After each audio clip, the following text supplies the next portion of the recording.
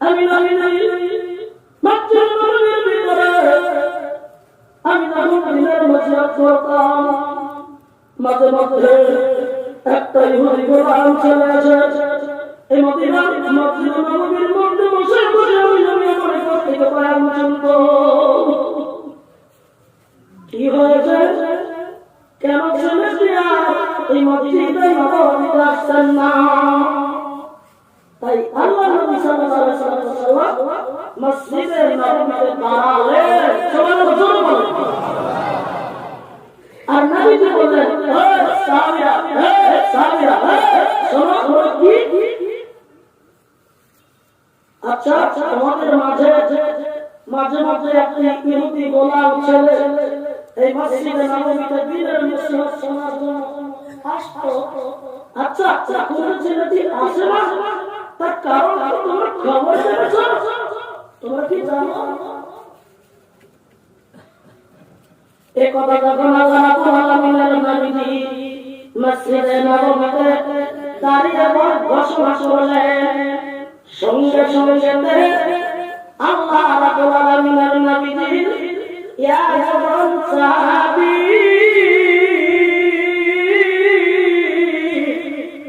মদিনার মসজিদে নববীতে দাঁড়ালে।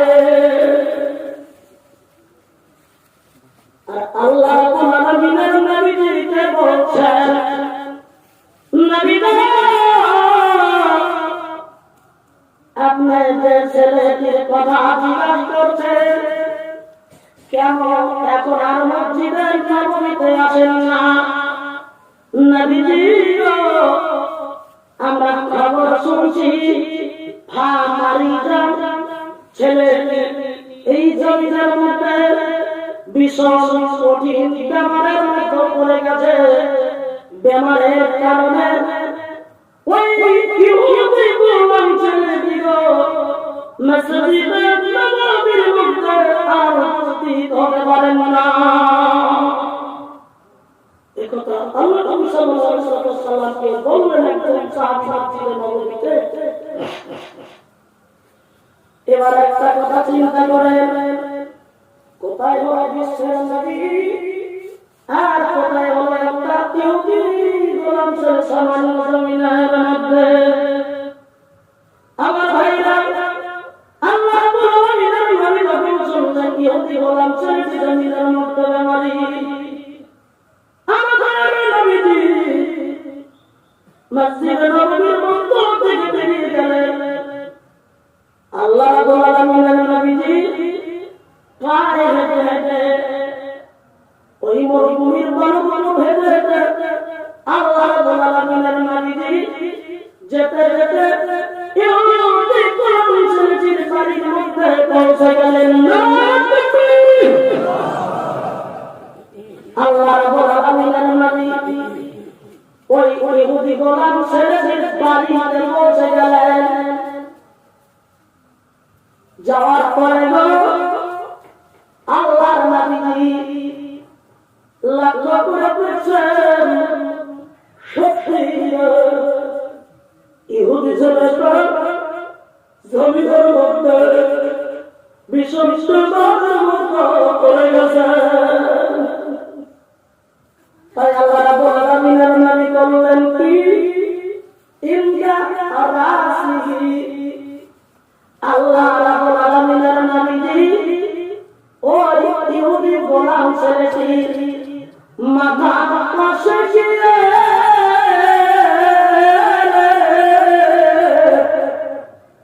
আল্লাহ রাব্বুল আলামিনের নবী ছিল বসে বললেন,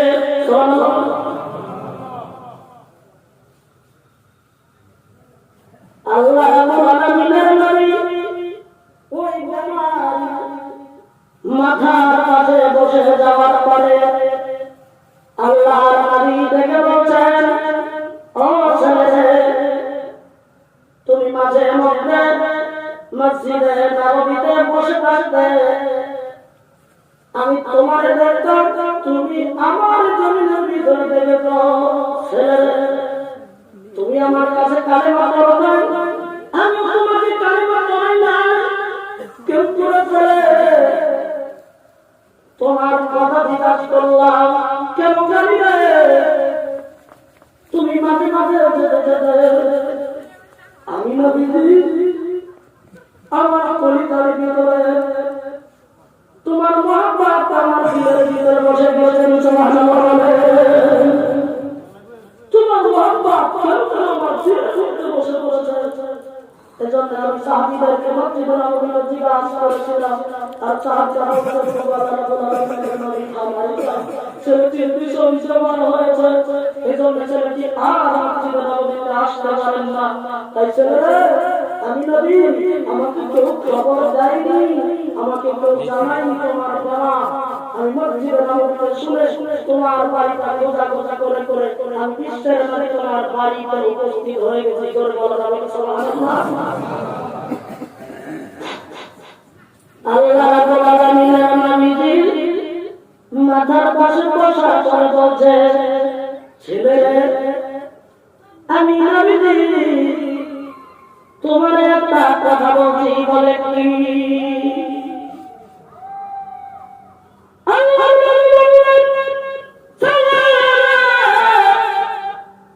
আমি নবীজি তোমার বাড়ির মধ্যে হাজির, আমি দেখছি তোমার কোনো টাকা আমদানি শুরু হয়ে গেছে। আমি নবীজি তোমার কোনো দিন জবরদস্তি করি নাই, তবে আমি দেখছি তোমার এই মুহূর্তে মরণের যন্ত্রণা জমিনের ভিতরে শুরু হচ্ছে, তোমার যন্ত্রণা শুরু হয়ে গেছে। ছেলে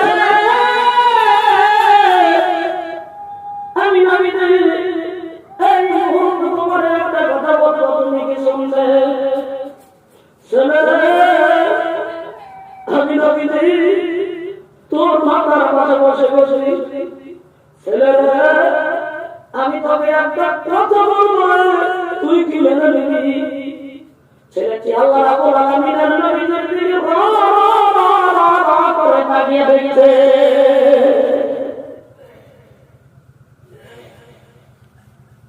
কি বলতে চাও?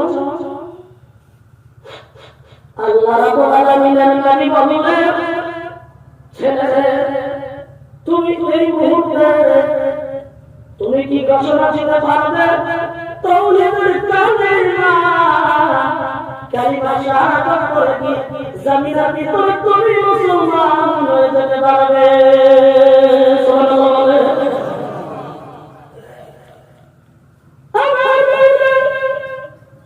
আল্লাহর নবী এই কথা ছেলেটাকে বললেন। আল্লাহর নবীজি চেহারার দিকে ছেলেটা তাকিয়েছিল।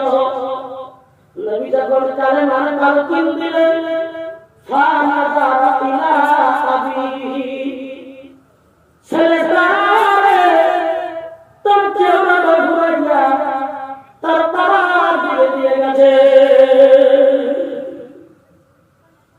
ছেলে মনে মনে ভাববে, আমাকে আল্লাহর নবী দাওয়াত দিল কালেমা, আমি মসজিদে নববীর মধ্যে মাঝে মাঝে বসে থাকতাম।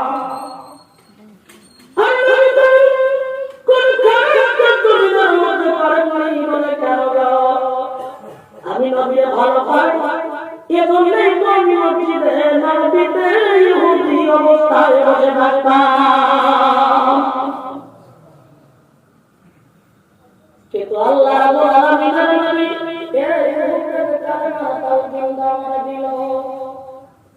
আমি কি করবো?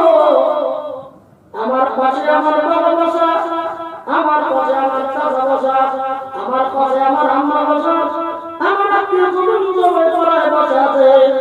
একদিকে আল্লাহ রাব্বুল আলামিনের নবী কালেমা তাকবীর দিচ্ছে, আরেকদিকে আমার পরিসর সেখানে জমিনের মধ্যে আমার মাতার পাশে বসে আছে।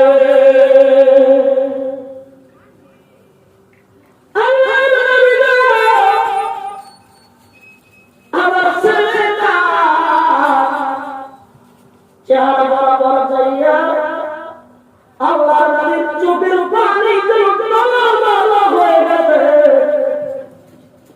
আল্লাহর নবী ছেলেটাকে লাকে ধরে বলতেন, ছেলে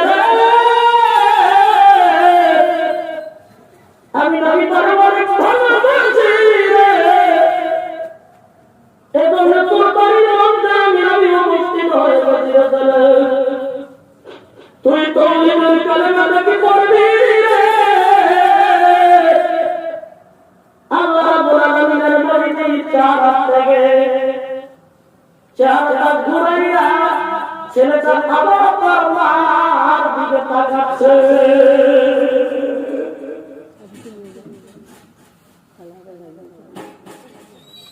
এবার হঠাৎ করে ওই ইহুদি গোলাম ছেলে বাবাটা ওখানে ছিল, এই অবস্থা বুঝে নিয়ে বলছে, ছেলে আমাদের তোমার বেমার হয়েছে, আমরা কেউ কেউ খবর দেই না,